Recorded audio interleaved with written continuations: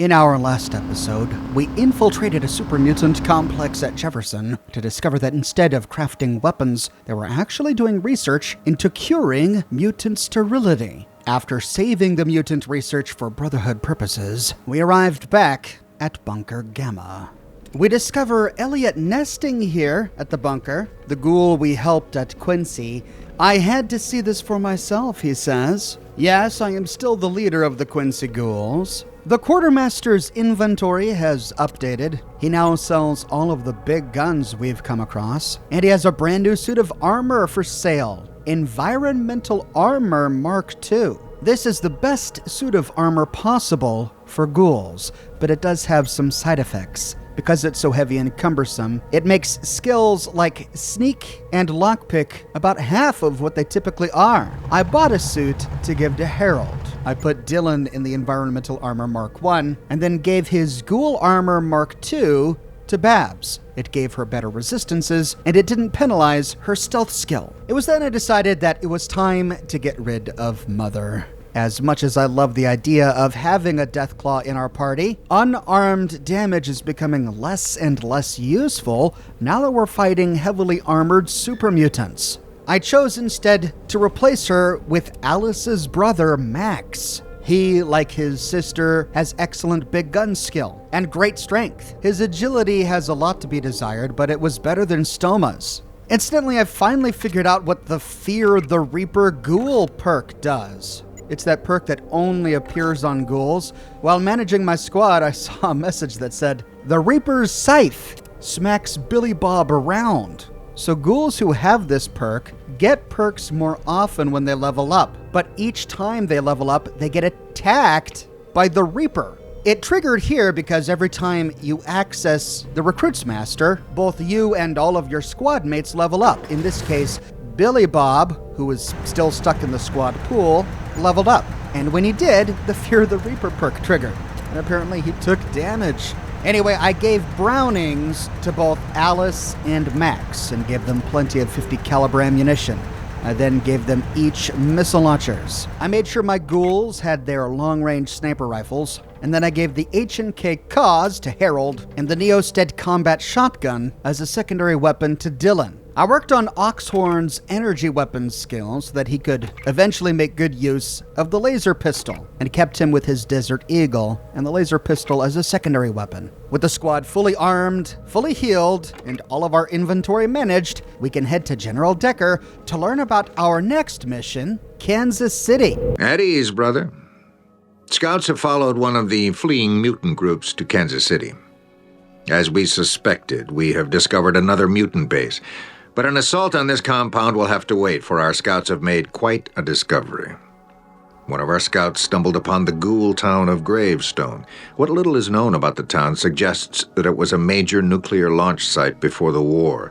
The peaceful ghoul population which resides there are suspected to be directly descended from the original Silo staff. They are seeking our help due to super mutant attacks. These attacks mean the super mutants are after something the ghouls have. This leads us to believe that something might be an intact nuclear bomb. I shudder to think what the super mutants would do with such a destructive device. You will go to Gravestone and talk to the ghoul bishop. Assure him that we will defend him and his town in exchange for the very bomb coveted by the mutants. An attack is imminent, and it will take some time to get enough squads to fully safeguard the town. Your squad must hold off the mutants until Smear and Shadow squads arrive. Protect the ghouls of Gravestone and don't let the bishop die. His knowledge of the nuke will be all we have. We will send Repo Squad to collect the nuke when the bishop consents. The quartermaster will supply you with some Rad-X and Rad-Away. We advise you to monitor your radiation levels at regular intervals. Dismissed. Oh, great, so we're going into a radiation hotspot. I brought some Rad-X and Rad-Away with me just in case.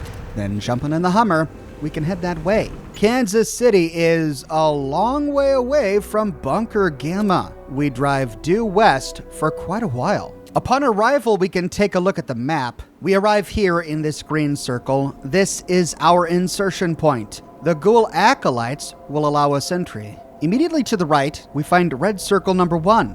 This is the Ghoul Cathedral. The bishop resides here. Ghoul citizens have gathered in the cathedral for protection. Due north of us, we learned that this is the north entrance to the church wall. The town's ghouls are defending it. West of our insertion point, we learned that this is the west entrance to the church wall. The town's ghouls are defending it also. Due south of our insertion point, we learned that it's the south entrance to the church wall, and the ghouls are defending it as well. Then south of the south entrance, we find 3 more sections of entrenched supermutants. We have to eliminate all of the supermutants in these red circles. Moving into the church, we see the nuclear bomb on a pedestal in an adjoining room, but we can't get there from here as ghouls are blocking the doorways.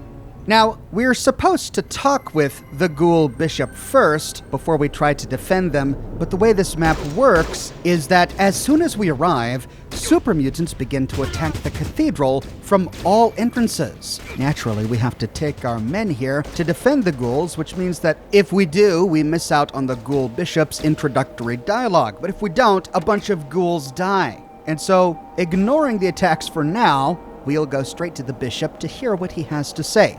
I'll then reload a save so that we can get straight to work.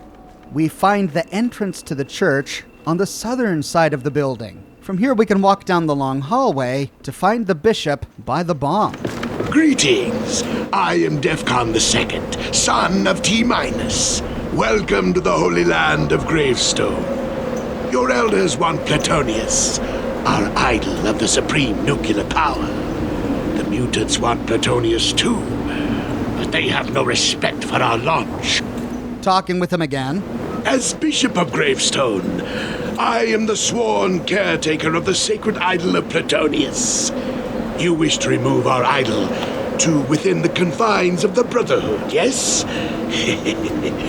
Well, if you are mighty enough to stop the pagan mutant threat to my flock, you may take our divine patron of atomic fission. Can I have a Haloneutron? Haloneutron! Talking with him again. Blessed are those who understand the divine release of charged atomic particles. For those who do not shall be plagued with incapacitation and forceful vomiting. Welcome to the radiant silos of Plutonius. Defend his irradiated flock of devoted gamma caretakers and be rewarded with an idol containing his heavenly fire. Take these, for his power is harmful to mere humans. Despite saying this, and despite the warning that Decker gave us before we arrived, the warhead doesn't actually emit radiation. I tried standing around it for a prolonged time, and I never picked up any rads, so they must have cut that from the game. But as soon as we arrive, the super mutants attack the cathedral. We now have to position our squad appropriately. They come from 3 sides: the south, the west, and the north. I didn't know this at the time, but the northern side is barely attacked. We only get 2 or 3 mutants that come that way. So putting 1 squad member by the north is usually enough. The heaviest attacks come from the south and the west. We also have to save as many ghoul lives as possible. This is really frustrating, as the ghouls are really stupid. Instead of standing behind the sandbag barricades, they oftentimes just race out into the street, getting annihilated in the process.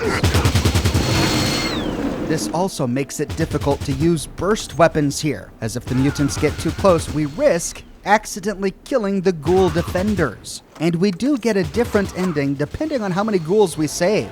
I had to replay this several times to save as many ghouls as possible and to minimize the damage my squad takes. I succeeded by putting Alice and Max to guard the southern gate.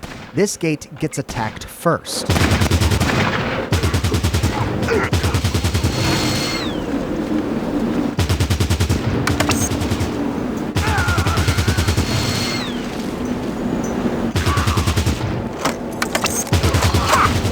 I then put Oxhorn, Harold, and Babs by the western gate.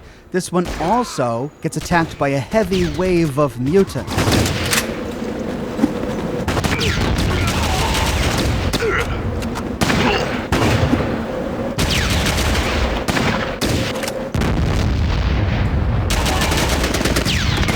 I tried putting some of my ghoul snipers on the nearby towers, but it ended up not being very effective.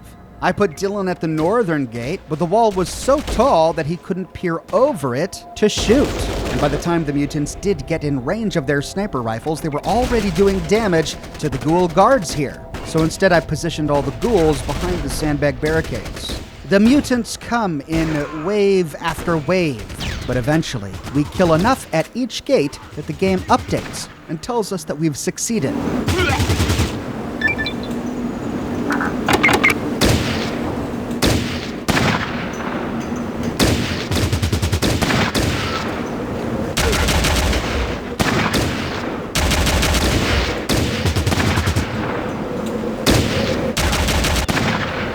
If we allow the super mutants to overrun the church and kill the bishop, we fail the mission. You have allowed the ghoul bishop to perish. Failure is unacceptable in the Brotherhood of Steel. Try again, warrior. However, if we succeed, with all the mutants dead, we can head back into the church to talk to the bishop.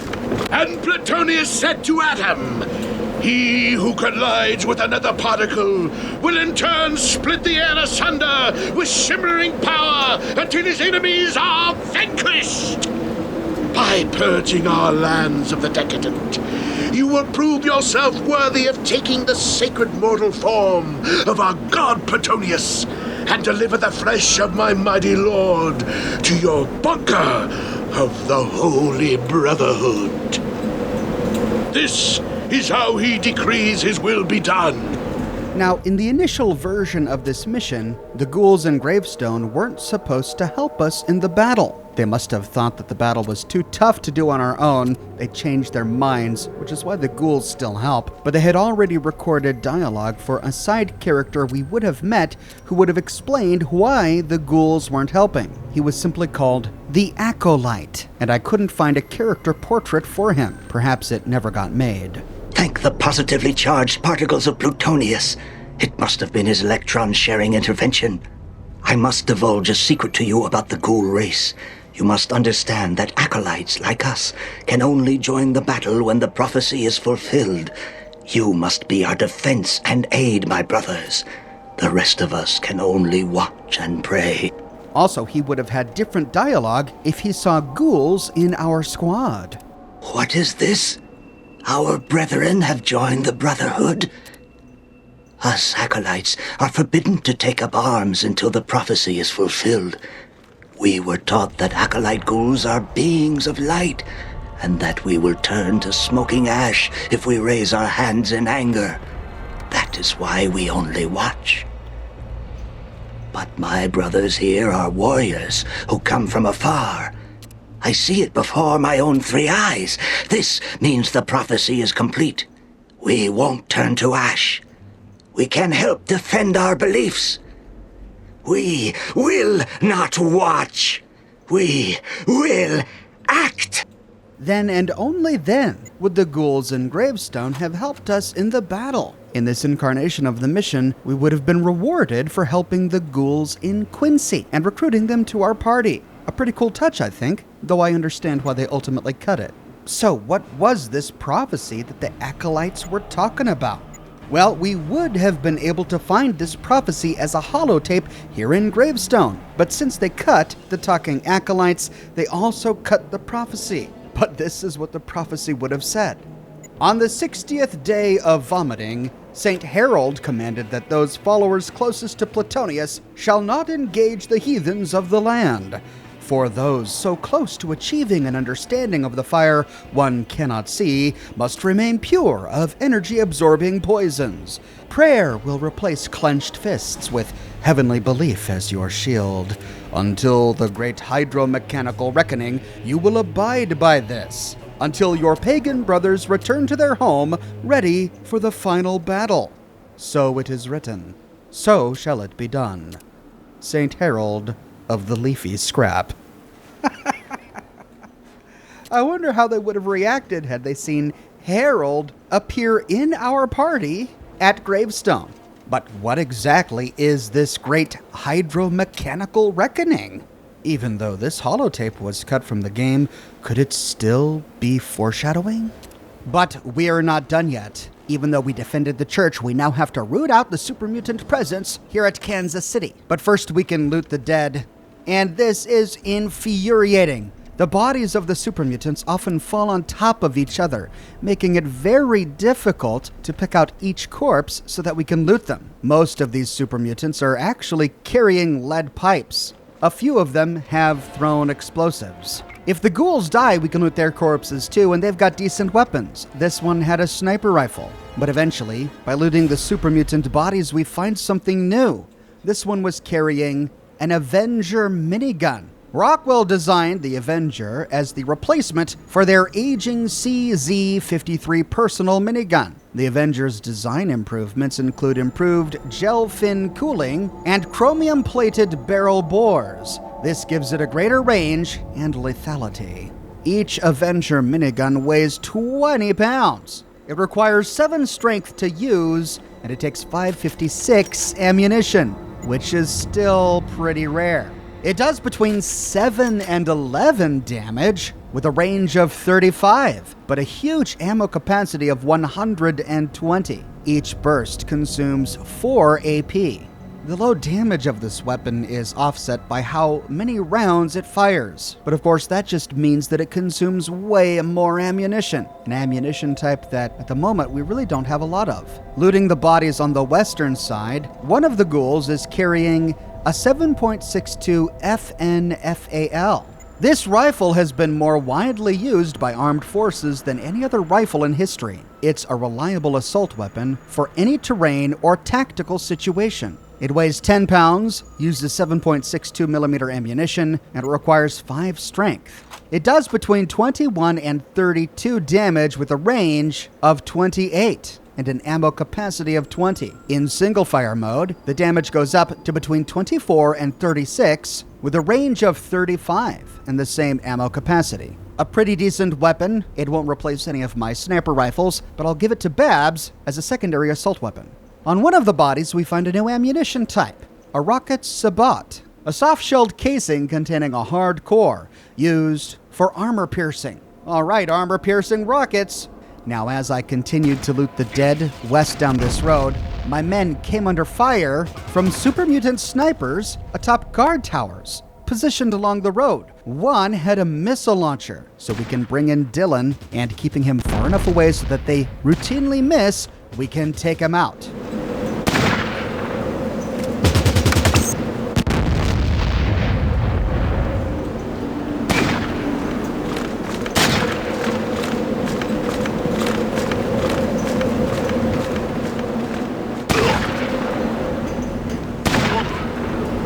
This mission is a mission of inventory management hell. They don't give us a vehicle, which means we don't have a place with infinite carry weight to dump all of our loot. We only have our 6 squad members to carry absolutely everything. And already, just looting these bodies on the west and southern entrances, most of my squad is encumbered. I ended up having to drop all of the melee weapons, the lead pipes, the crowbars, and many of the other weapons that we've already come across. The smaller SMGs, the M249 saws, which at this point have become ubiquitous. We just can't carry them back.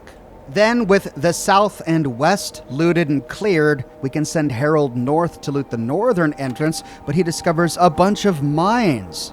Half a dozen mines strewn across the road, which of course none of the mutants detonated. We only had to kill a couple here, and they came from the west. So we can loot this whole stack and sell back at Bunker Gamma. But of course that means we're carrying even more weight. Now, looking at the map, we've got to divvy up this battlefield. The super mutant commanders we need to kill are in the huts to the south. I wanted to make sure I cleared the entire map, so we'll start by moving west and going clockwise around the church until we arrive at the huts to the east. Moving west, we pass by all the carnage, past the guard towers, and we see a hut to the south. As we move closer to explore it, a few mutants from the south spot us and move closer to attack.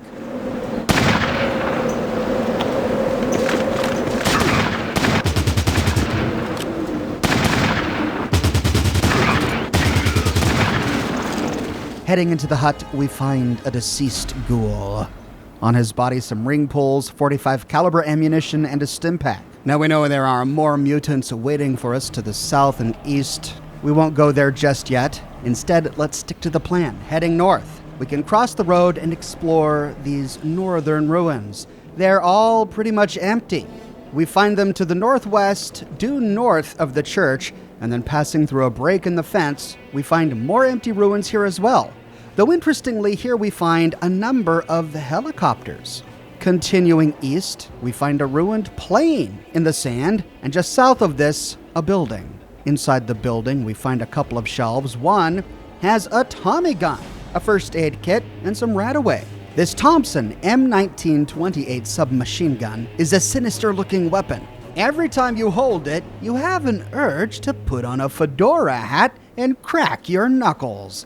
The Thompson is well fed by a large 50-round drum magazine. It uses .45 caliber ammunition, weighs 7 pounds, and requires 6 strength to wield. In single mode, it does between 8 and 32 damage, with a range of 32, and in burst mode, it does between 7 and 29 damage, with a range of 25.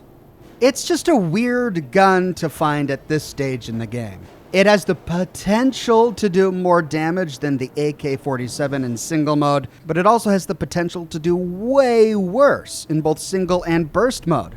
It doesn't even have better range than the AK-47, and yet this is the first time in the game we get it, and we've more or less outgrown the AK-47, so it's a weird time to find this weapon. It's mostly useless to us.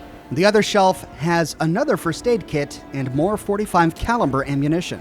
Moving south, we find more aircraft wreckage. We see that we're on a runway. This gives us the impression that we may be on the remains of the Kansas City airport. At the southern end of the runway, we see a break in the fence. Heading that way, Harold and the Ghouls pick off a mutant. Moving deeper in, Harold and the Ghouls fire at more mutants. I sent Babs into this southern building to see what was inside. It's a fully armored super mutant. So, setting the Ghouls right outside the door, we can snipe him off.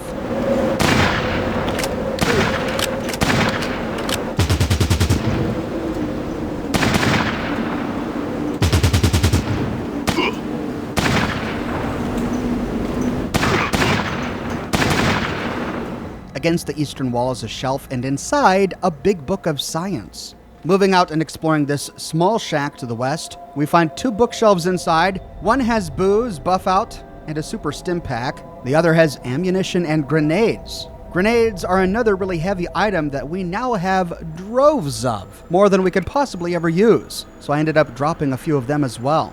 We see a little nook between the church and this fence leading to the north, but if we explore to the end, we just see a bunch of ruined, rusted appliances. So heading back to these small buildings, we can finish exploring them. The building to the southeast is empty, save for one metal shelf. Inside the shelf are 3 more super stim packs. I then went to explore the building to the southwest. However, right across the road from this building is another building filled with super mutants. It ended up becoming impossible to reach this building without coming under fire from the mutants in the other, and many of them came out to charge me. I wanted to minimize my losses. So, hiding most of the squad on the northern side of this building, we can take Alice and Max, who by now are out of ammunition for the Brownings, and are forced to use the M249 saws. Moving down the road to the east, we can circle around some more of these ruins. These eastern ruins are crumbling and collapsed. We don't find anything within them. However, this allows us to come up behind the building entrenched with super mutants.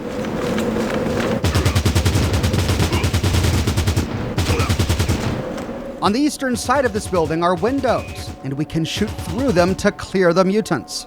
Then, going through the northern door,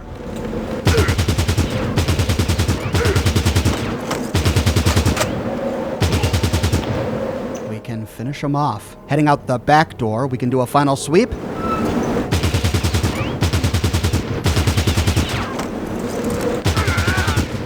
And then heading outside, we find the southern road blocked and guarded.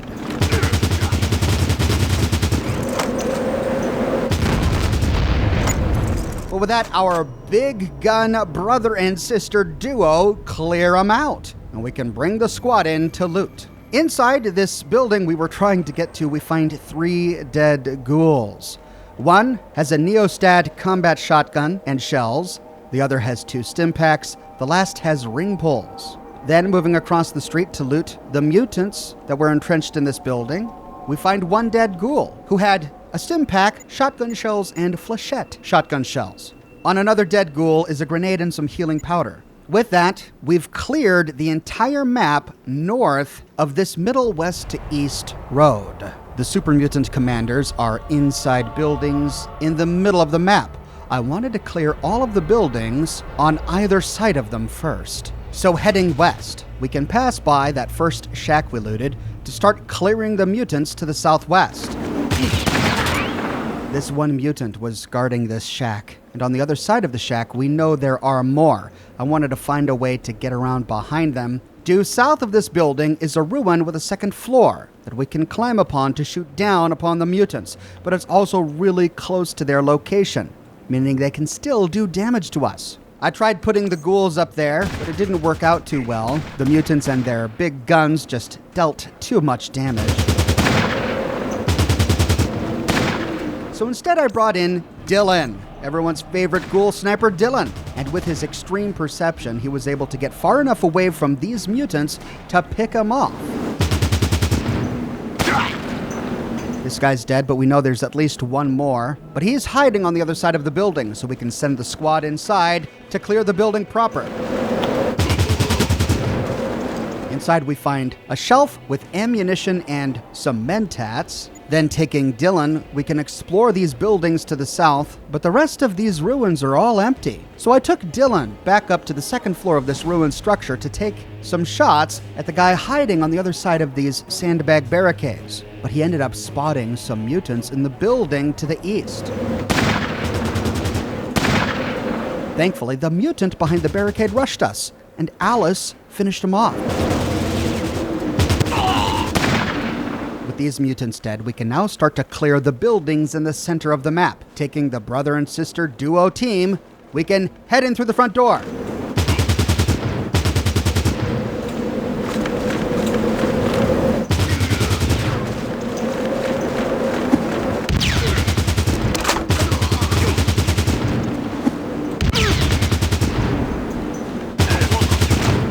And Max got slightly wounded, but it was effective. 1 mutant commander down, 2 more to go. Inside this structure, we find 3 lockers. One has small energy cells and ammunition. The next has another laser pistol, and the final one has some frag grenades. With this building clear, we can bring Alice and Max south to clear the next one. Peering inside, our perception doesn't pick up any enemies just yet. So, racing through the front door.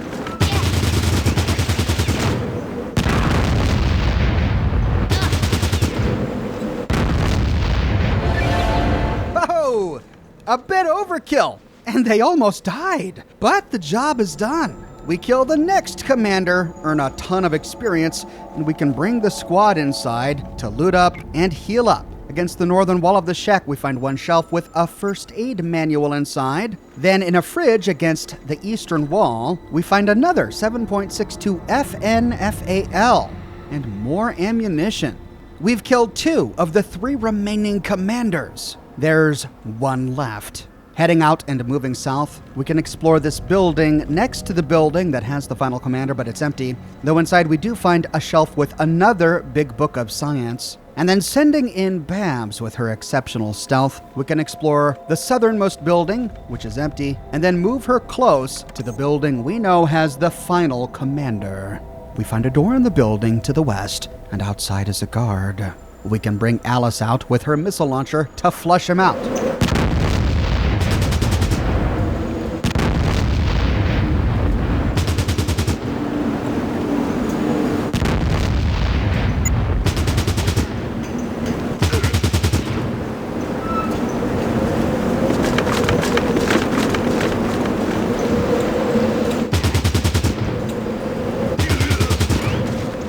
Sending in Babs, we can take a look inside.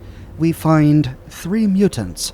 The commander is hiding behind a desk. His subordinates are hiding behind sandbag barricades. And there is another door inside to the north. they're probably all armed with really powerful big guns. If we just race in with Alice and Max, they're gonna tear us up. I wanted to try it, so sending Max around to the other side of the building, we can try to position him by the northern door. Oh, but we see a mutant guarding the northern door, and he killed Max. So now that we know he's there, we can try to be better prepared. I sent Max with the new Avenger minigun, but he missed, and it ended up costing him his life. I then sent Alice with the Avenger minigun,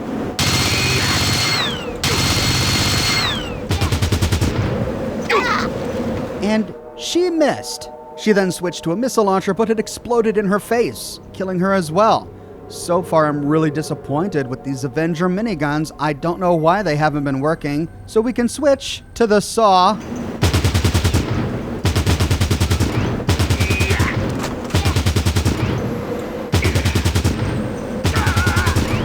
Less damage, but it worked. Now we know both doorways are clear. I tried equipping Alice and Max with missile launchers and having them race in from both doorways at the same time.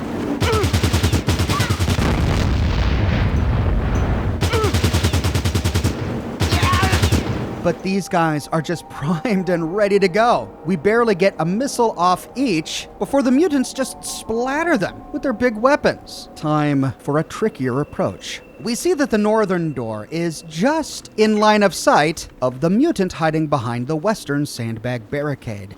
And if we position our long-range sniper Dylan just right outside the door, maybe he can pick him off. Moving directly in front of it first, we can try to pick off the eastern mutant.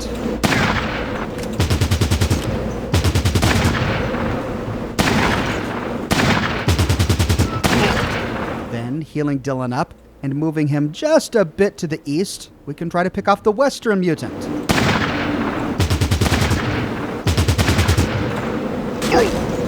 Both of the minor mutants are dead, but the commander is still alive. And no matter where I positioned Dylan, he couldn't get a clean shot of the mutant hiding behind the desk.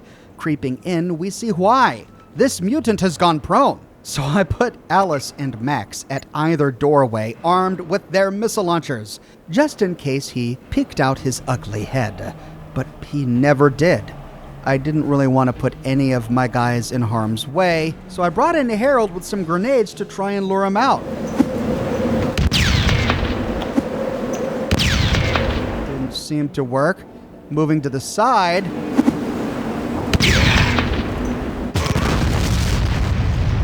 It worked, but not before the mutant could kill Harold. So trying again, we can hope to get lucky using our grenades to damage him enough to force him to stand up. Then,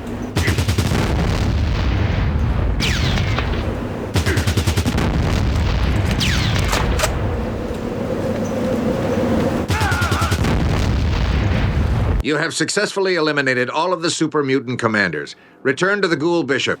the brother and sister do their work. Inside this final room are 3 chests. The first has a Pankar jackhammer. The jackhammer, despite its name, is an easy-to-control shotgun, even when fired on full automatic. The popular bullpup design, which places the magazine behind the trigger, makes the weapon well-balanced and easy to control. It takes shotgun shells, weighs 12 pounds, and requires 5 strength to use. In burst mode, it does between 17 and 28 damage, with a range of 24. Compare that to the H&K Cause, which does between 16 and 25 damage, with a range of 24. In single mode, it does between 20 and 32 damage, with a range of 30. Compared to the H&K Cause, damage of between 18 and 28 in single fire mode, with a range of 30. So the Pankar jackhammer is a clear improvement over every other shotgun in the game. In the next chest, we find a ton of shotgun shells and flechette shotgun shells, and in the final one, 5 super stim packs and a field first aid kit. With that, we've cleared all the mutants from Kansas City, and we've fully explored the map. Heading back to the church, we can report our success to Bishop Defcon. Like a creature born of mass sanity, you have exploded onto the blasphemers' ranks. separating flesh and bone like so many unstable positrons from the decaying quantum. I now entrust the flesh of my savior, the Lord of Internal Confinement Fission, the Sultan of Lattice Space Neutrinos, to you, Avatar of Irradiated Steel. May the ever-contaminating watch over you and guide your hand. Wow, these guys are so much better than the Children of Adam. I love them. However, if we had allowed too many of his ghouls to die during the attack, he has a very different greeting. Woe be to the holy flock who suffers unrighteous wrath in spite of the brotherly shielding offered. And my lord will tremble with terrible fury at the untimely death of his children. In spite of your inability to completely protect us, it is now his will to entrust you with his mortal shell containing his fiery godly essence. May the ever-contaminating watch over you and guide your fumbling hand. Either way, we complete all objectives. The bishop has consented. Repo squad arrives and collects the nuke. Mission complete. Proceed to the exit grid. And with that, the Brotherhood has a nice and shiny brand new nuclear warhead. Unlike the past several missions, this one has a unique death narrated by Ron Perlman. Your lifeless corpse collapses to the ground as the super mutants break through the ghoul defenses. If only humanity had another chance.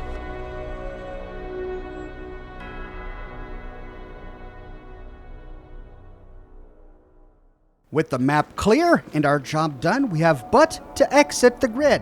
The initial super mutant offensive was crushed, and Smear and Shadow Squads are now standing watch over Gravestone. The bishop proved true to his word, and has provided the nuclear bomb, which he kept calling Plutonius, to the Brotherhood. The mutants have experienced horrific losses lately, and it will take some time for them to mount another attack of such magnitude. The bomb is on its way, with captured beast lords and raiders hauling the radioactive nuke to an underground, lead-shielded bunker, under armed supervision, of course. Unfortunately, with both Rad-X and Rad-OA supplies used only for high-priority missions, the prisoners will have to manage as best they can. This is war, brother, and war is hell. But take heart. While they will die a delirious, vomiting death, they will do so to help restore civilization from the ashes. Not everyone in the wasteland could be so lucky. Only a handful of Gravestone's ghouls died during the super mutant siege.